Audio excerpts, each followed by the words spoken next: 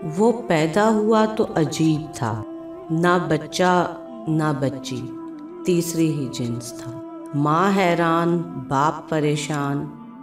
बाप शिकवा के नाम मालिक से कि रब्बा ये क्या दे दिया। माँ सजदा रेज, अल्हम्दुलिल्लाह मालिक, तूने जैसा दिया, जो भी दिया तेरा शुक्र। उठाकर सीने से लगाया। जूं जूं बड़ा होता गया, रोला बढ़ता गया। बाप कहता, भलिए लोके, ये मुझे दे, मैं इसे छोड़ आता हूँ इसकी बिरादरी के पास। माँ गले से लगा ले, मैं इसकी माँ तुम बाप, तो इसकी बरादरी और कौन सी है। जोर डालता तो मिन्नतों पर उतर आती। क्या मेरे सरताज, इतना दिया हुआ खुदा का, खाने दो इसे भी, ऊंच नीच समझाने लग जाता। मगर साहब कौन जीता है आज ममता से। रोला मुआशरा बनाता है। बाप बाहर जाता तो इशारे होने लगते। वो देख, इसके घर में ख्वाजा सरा पैदा हुआ है। ओए वो देख, ख्वाजा सरा का बाप आ रहा है। सरगोशियाँ मगर ऐसी कि जिसके बारे में की जा रही हैं वो सुन ले। बरादरी वाले शोर करते, भाई बेइज्जती हो रही है हमारी, इसे क्यों नहीं छोड़ते किसी गुरु के पास। लोग कहते हैं हमें, वो देखो इनके चचा जात के घर ख्वाजा सरा पैदा हुआ है, मामू जात के घर ख्वाजा सरा है।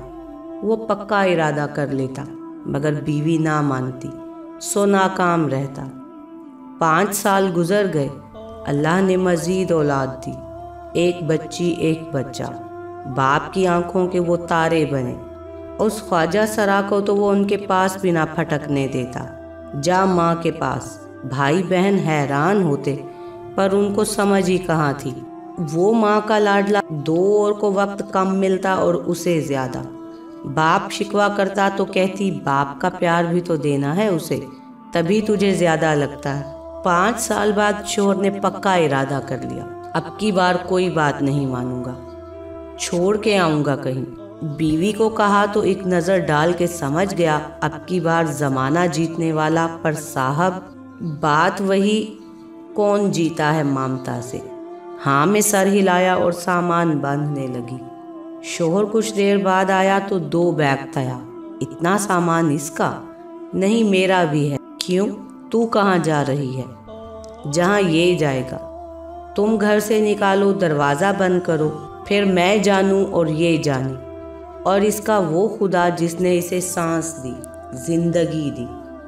खुदा जो फजूल कोई चीज़ पैदा नहीं करता, वो खुदा जो पत्थर में भी ग़िज़ा देता है कीड़े को, ये इंसान है। हाथ पांव सलामत, मैं भी तो हूँ, कर लेंगे गुजारा।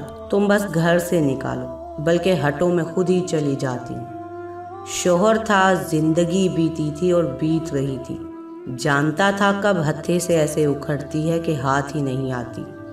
आज अखड़ गई थी, वही करना था उसे जो वो कह रही थी, और ऐसा वो चाहता नहीं था। ममता से कोई जीत नहीं सकता। फिर जिक्र ना हुआ, खामोशी हो गई। 3 साल तक एक बेटी और आ गई, पर माँ का लाडला वैसा का वैसा ही रहा। वो 9वें साल में था जब माँ चली गई। कुछ भी ना था। रात को सोई, सुबह उठ ना सकी। रोशनियों भरा घर वीरान हो गया, मगर उसकी तो दुनिया ही वीरान हो गई थी।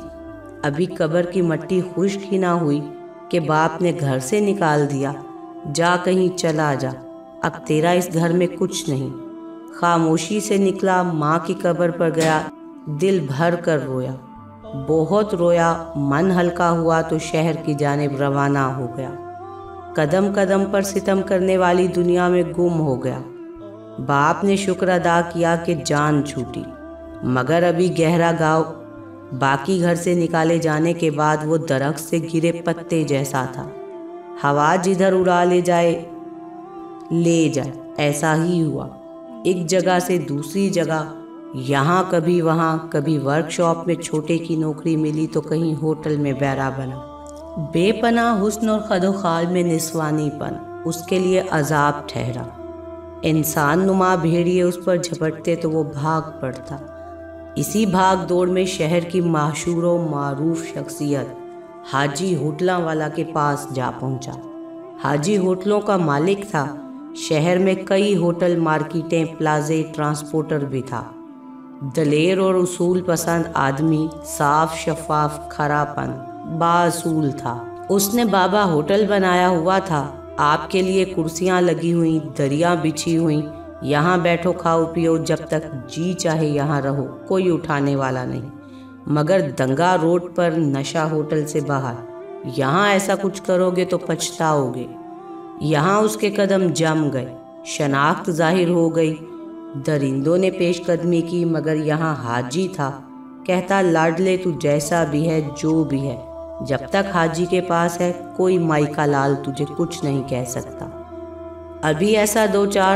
अभी ऐसा हुआ कि 2-4 ने पेशकदमी की। हाजी आड़े आया, खूब बेइज्जत किया, दूसरे खुद ही डर गए। हाजी के पास गुजरे वक्त को वो बेहतरीन वक्त करार देता है। हाजी उसका उस्ताद था, जमाने के सर्द गर्म समझाने वाला। ख्वाजा सरा के गुरु ऐसे लोगों की तलाश में रहते हैं जो उन जैसे होते हैं। उनकी बरादरी के जहाँ मिले, फिर अपने साथ ले जाने की भरपूर कोशिश करते हैं। उसे भी कई गुरु लेने आए, पर हाजी ने भगा दिए। गुरुजी, मेरे जीते जी तो ऐसा सोचो भी मत, बाद में जो चाहे कर लेना। वो बचा रहा। 2 साल तक वो बर्तन धोता रहा, चाय पिलाता रहा, खाना खिलाता रहा। 2 साल बाद होटल के साथ पान सिगरेट का खोखा मालिक ने बेचा, तो हाजी ने खरीद कर इसे वहाँ बिठा दिया। ले लाडले, ये तेरी दुकान, कमा और खा। 17 साल तक वो उसी खोखे में रहा।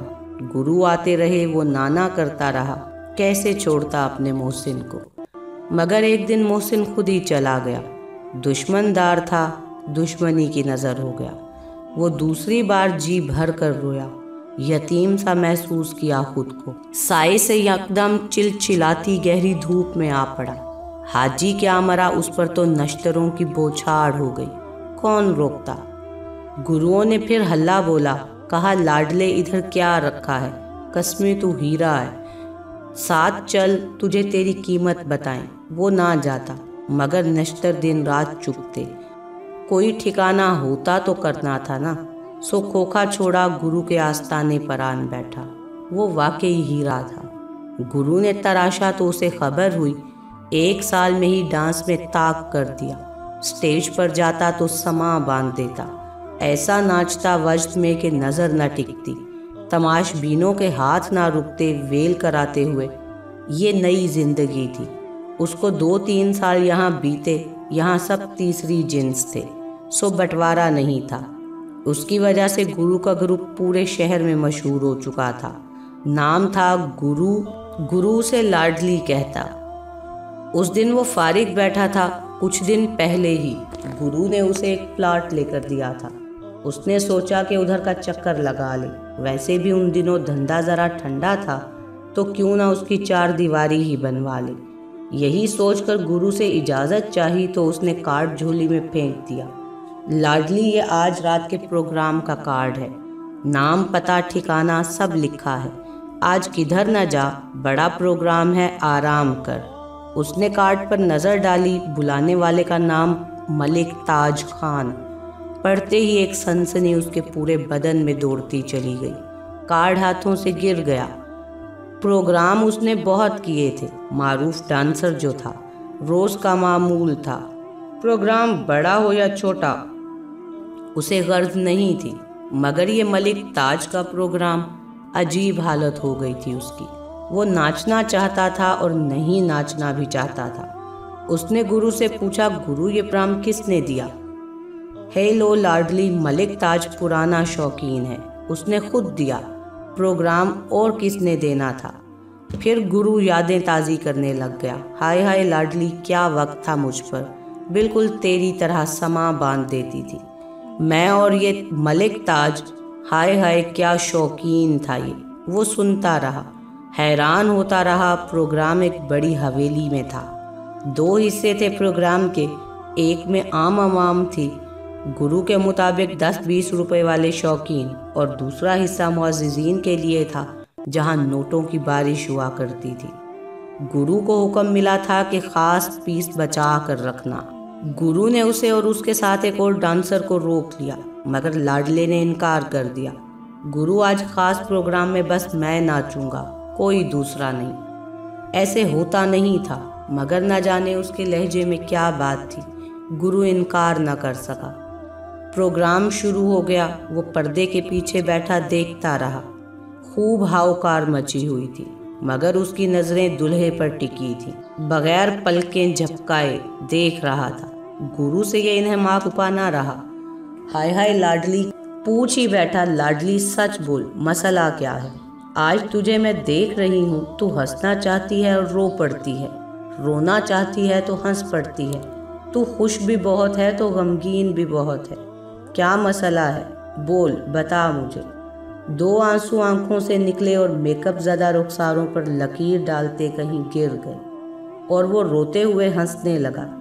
गुरु, बस आज देखो, फिर ना कोई प्रोग्राम ऐसा देखा होगा, ना आइंदा देखोगे जैसा आज है। 11 बजे के बाद दूसरा राउंड शुरू हो गया। ये एक बड़े हाल में था।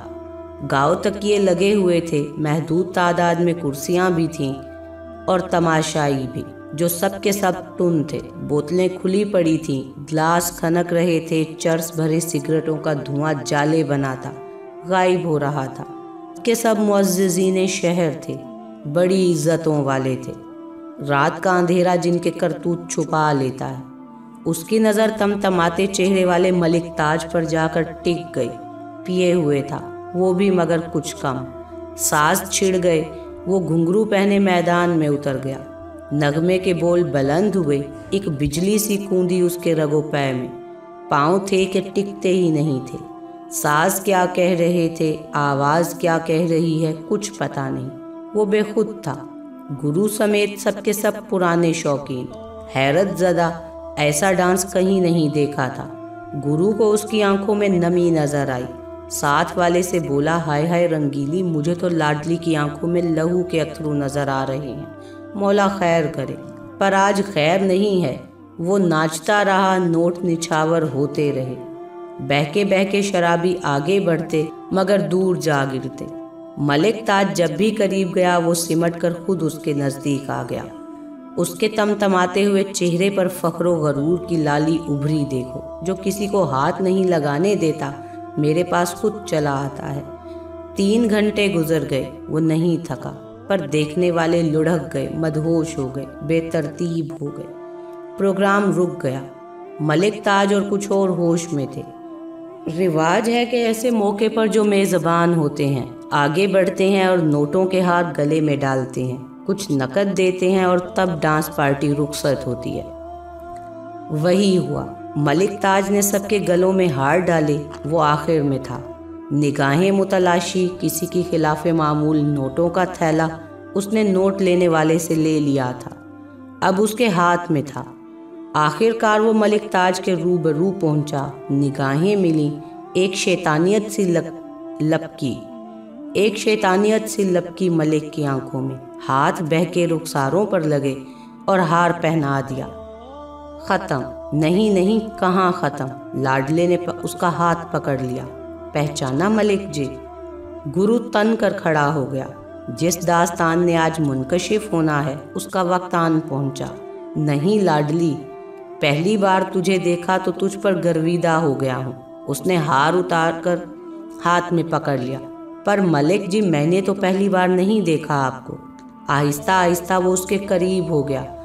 हाय हाय लाडली, आज तो तूने दिल ही जीत लिया। मलिक के हाथ अपनी जेब की तरफ बढ़े, कुछ निछावर करने को, मगर लाडले ने पकड़ लिए।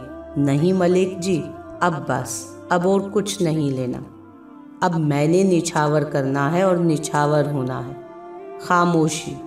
बस एक गुरु जानता था कि कुछ होने वाला है, पर क्या, ये उसे भी मालूम ना था। लाडले ने हार उतार कर मलिक के गले में डाल दिया। आंखें आंखों में डाली। आज तक ख्वाजा सरा लेते हैं वेल, वधाई हार, पर मैं आज देकर जा रहा हूँ। मलिक जी नोटों का थैला खोला, नोट पकड़े और मलिक पर फेंक दिए। मुझे पहचानो मलिक जी, मैं वो बदनसीब हूँ जिसका बाप उसी पर आशिक है। ये लो मलिक जी, ये एक ख्वाजा सरा की वेल। अपने बाप पर दिल धक से रह गए। नशा गहरा होता होता उतर गया। बंद होती आंखें पूरी तरह खुल गईं। गुरु को झटका लगा। साथी थर्रा कर रह गए। जागते सोते शौकीन जाग गए। ये क्या कह रहे हो? नोटों को परे धकेलता मलिक चीख पड़ा, पर कहाँ कहाँ तक जाए।